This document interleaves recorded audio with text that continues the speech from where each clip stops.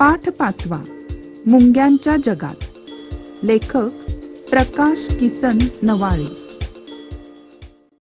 मुंगी हा शब्द उच्चारला की तुमच्या डोळ्यासमोर लाल लाल मुंग्या येतात की नाही?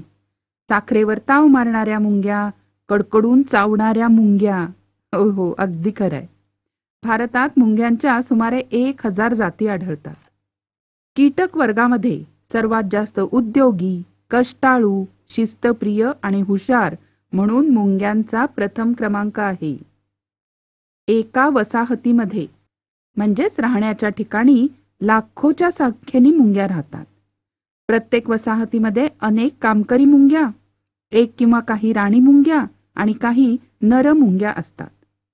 मुंग्या एकमेकांशी बोलत असतील का? पडलाय ना प्रश्न तुम्हाला? तर निसर्गाने त्यांना एकमेकांशी संवाद साधण्याची सोय केली आहे. कशी माहितीये? मुंग्या वेगवेगळ्या कारणांसाठी वेगवेगळ्या रासायनिक गंध कणांचा उपयोग करतात. गंध म्हणजे वास. मग एखाद्या मुंगीला अन्नाचा साठा सापडला की ती आपल्या वसाहतीकडे परत येताना त्या मार्गामध्ये आपल्या शरीरातून विशिष्ट प्रकारचा वास येणारे ते गंधकण सोडते. मग काय इतर मुंग्यांना लगेच समजतं आणि मग आपल्या मिशांच्या सहाय्याने त्या गंधकणांच्या मागे मागे मागे जात मुंग्या अन्न साठ्यापर्यंत पोचतात. म्हणून आपल्याला मुंग्या नेहमी रांगेने चाललेल्या दिसतात. आपल्याला खरं तर सगळ्या मुंग्या सारख्याच दिसतात, पण एखादी मुंगी आपल्याच वसाहतीतली आहे की दुसऱ्या हे मुंग्यांना ओळखता येतं, कारण प्रत्येक वसाहतीच्या मुंग्यांना विशिष्ट असा वेगळा गंध म्हणजे वास असतो. रांगेत जाणाऱ्या 2 मुंग्या कधी कधी एकमेकींना भेटताना दिसतात की नाही, ते ह्याचसाठी.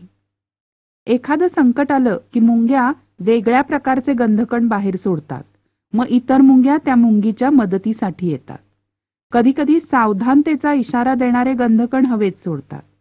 आणि जर एखाद्या मुंगीला चिरडलं तर या गंधकणांचा परिणाम अधिक तीव्र होतो. जास्त प्रमाणात हे गंधकण सोडले जातात.